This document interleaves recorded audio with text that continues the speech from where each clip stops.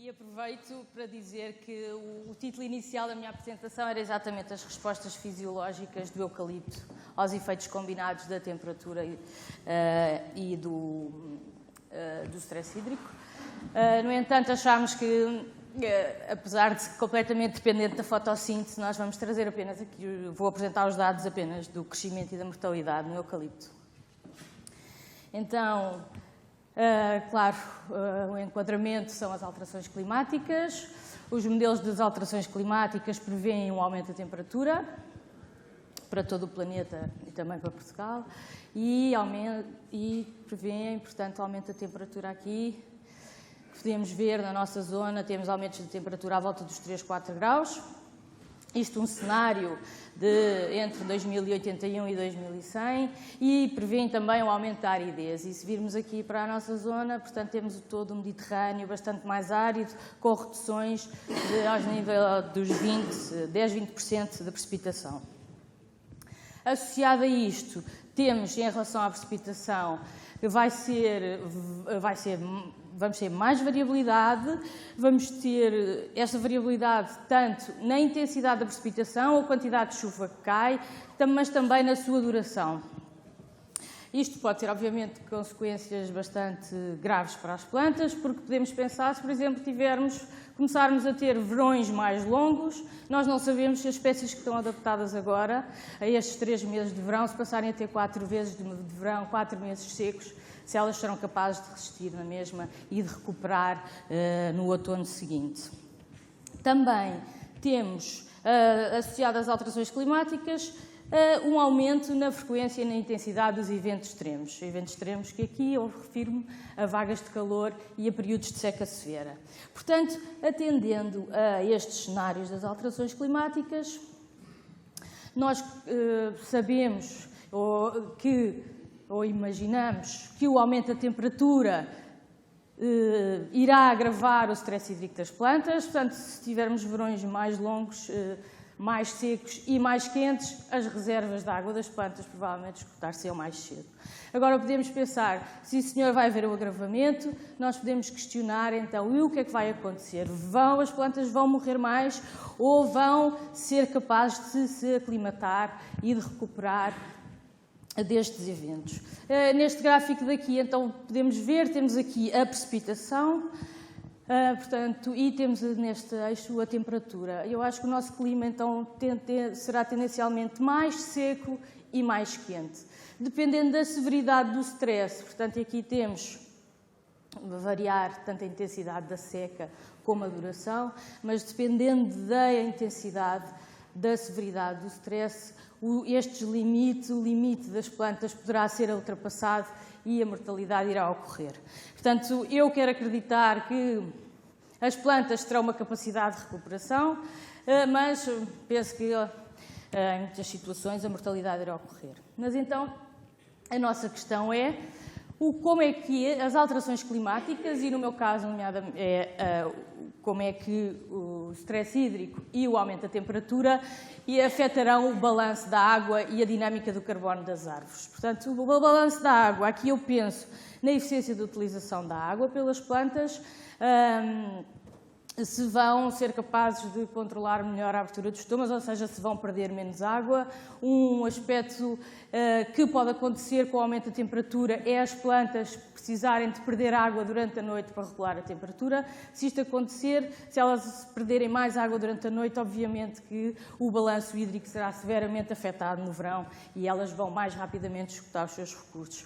Quanto à dinâmica do carbono, pensamos em crescimento. E para que o crescimento aconteça, eu também tenho que pensar na capacidade das plantas para acumular reservas em termos de hidratos de carbono que lhes permitam, então, resistir nos períodos de seca. Depois, a questão que colocamos em relação aos efeitos combinados do stress hídrico e da temperatura foi que tipo de efeitos é que nós vamos encontrar. Serão estes efeitos aditivos, ou seja, o aumento da temperatura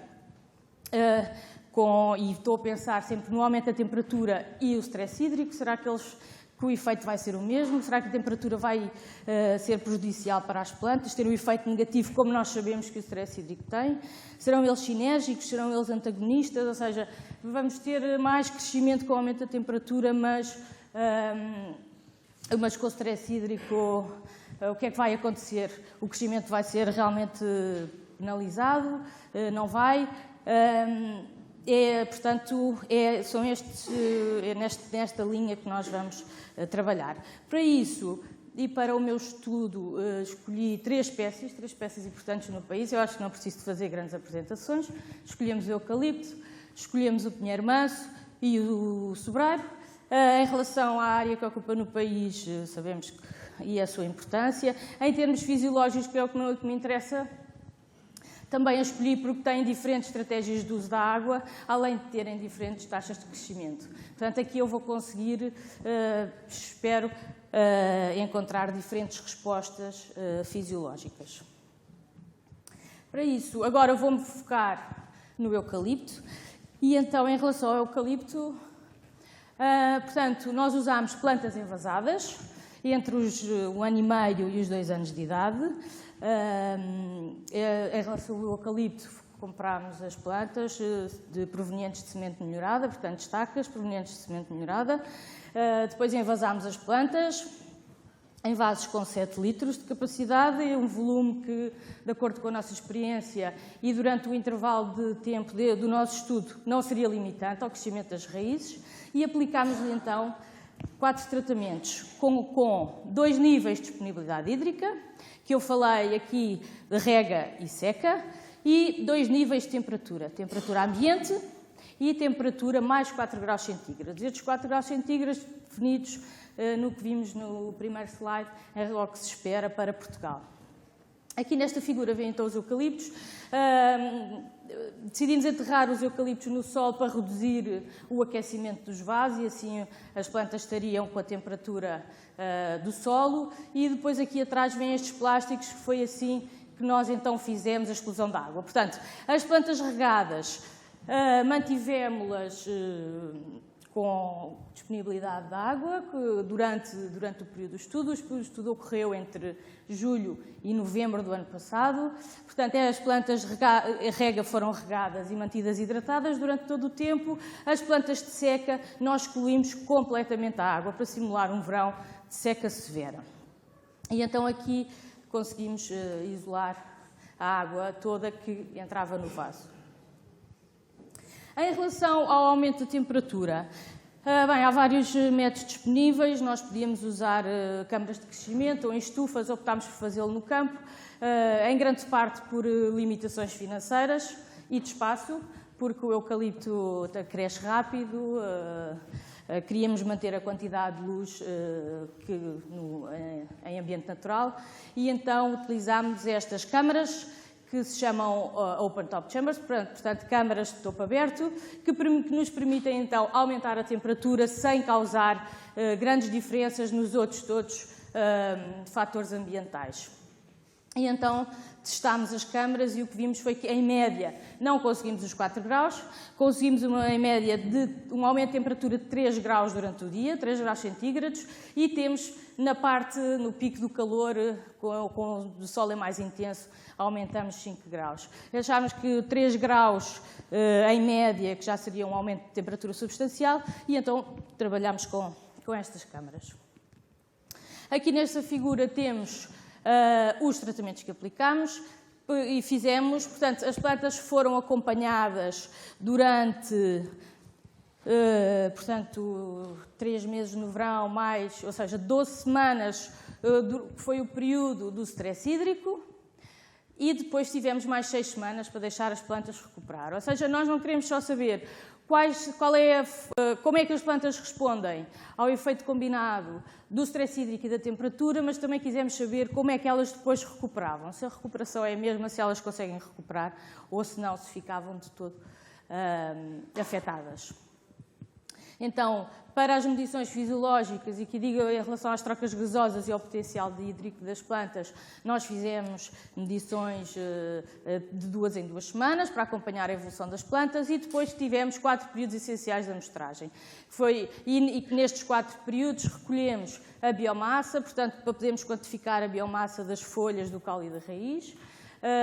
Tirámos amostras para ver os açúcares não estruturais, para vermos onde é que estão as reservas, como é que as plantas estão a utilizar os açúcares e um bocado para perceber também depois como é que elas, em caso de mortalidade, como é que elas morrem. Se morrem porque esgotaram por completo as suas reservas ou se morrem porque perdem a água toda que têm e depois há uma falha hidráulica e já não conseguem recuperar. Então, depois monitorizámos ao longo do tempo. Claro que temos de ter o controle no início, depois tivemos, ao fim de 6 semanas, fizemos uma colheita intermédia que considerámos de stress moderado, em que tivemos amostras de biomassa. Depois, ao fim do stress, foi ao fim de 12 semanas, então, que eu chamei aqui de stress severo, fizemos mais uma colheita e depois deixámos as plantas, e aí todos os tratamentos foram regados e foram deixados recuperar. Então, temos 4 tratamentos, basicamente cá estão os 2 níveis de disponibilidade hídrica e 2 níveis de temperatura. Portanto, temos aqui que foram plantas regadas e deixadas à temperatura ambiente, ou seja, fora daquelas câmaras que viram antes. Temos este SA, plantas que qual foi retirado completamente a água durante este período, portanto, simular um verão de 3 meses, sem chuva, e que foram deixadas à temperatura ambiente e então depois as colocadas dentro da câmara, com regadas e não regadas, em que então com mais temperatura. E então, eu vou apresentar aqui são alguns resultados que eu digo ainda preliminares, porque as análises têm que ser cuidadosamente feitas e principalmente a informação integrada com todas as variáveis que medimos. Mas então começo pelo mais dramático, que é a mortalidade. E então vemos aqui claramente um efeito da disponibilidade hídrica na mortalidade das plantas, que ultrapassa praticamente à volta dos 50%. Vemos que a mortalidade é maior nas plantas que com maior temperatura, portanto, com temperaturas mais elevadas. Também podemos ver por aqui que as plantas que têm aqui a vermelho, não é? Temperatura ambiente mais 4 graus sem água, as plantas que tinham nas câmaras com maiores temperaturas também começaram a morrer mais cedo. No stress moderado já tínhamos aqui plantas a morrer e a mortalidade foi maior a temperaturas mais elevadas. Vemos aqui, podem pensar que falta aqui uma coluna, a coluna da temperatura, portanto, aquecida, não é? A temperatura ambiente mais 4 graus com rega, mas o que acontece é que aqui não observámos mortalidade. E eu posso dizer também que, em relação ao outro tratamento regado, tivemos apenas uma planta morta, o que é residual, diria eu. Agora, passando para o crescimento. O crescimento, estes dados são interessantes. Temos o crescimento em altura e temos o crescimento global da planta, ou seja, a biomassa. E então, o que é que vemos aqui? Vemos durante o período do stress, portanto, temos aqui o período de início, a colheita foi feita antes de retirarmos a água às plantas, não é? Depois no fim de stress severo ao fim de 12 semanas e depois então a recuperação, como eu já tinha dito, ao fim de 6 semanas. E então o que temos aqui, se olharmos para o crescimento em altura, temos no final do período de seca, temos um efeito significativo da temperatura. Ou seja, a temperatura estimulou o crescimento em altura das árvores. E temos aqui que até as árvores sem água cresceram mais do que as árvores regadas à temperatura ambiente. Se formos olhar para o crescimento total da planta, e aqui em termos de biomassa, em gramas de peso seco, vemos que no final do período de seca o efeito significativo foi da disponibilidade hídrica. Portanto, se a temperatura estimula o crescimento à altura das plantas, a água determina o crescimento global da planta. E o crescimento global fala em termos da quantidade de folhas, do caule e das raízes. E então, e aqui claramente temos o verde e azul, portanto, os tratamentos que foram regados. Vemos também que o tratamento com mais temperatura, As plantas acumularam mais biomassa, também aqui, em altura e na biomassa total, e então temos que, se a temperatura estimulou também o crescimento total da planta, vemos que este foi bastante inferior às plantas que foram regadas.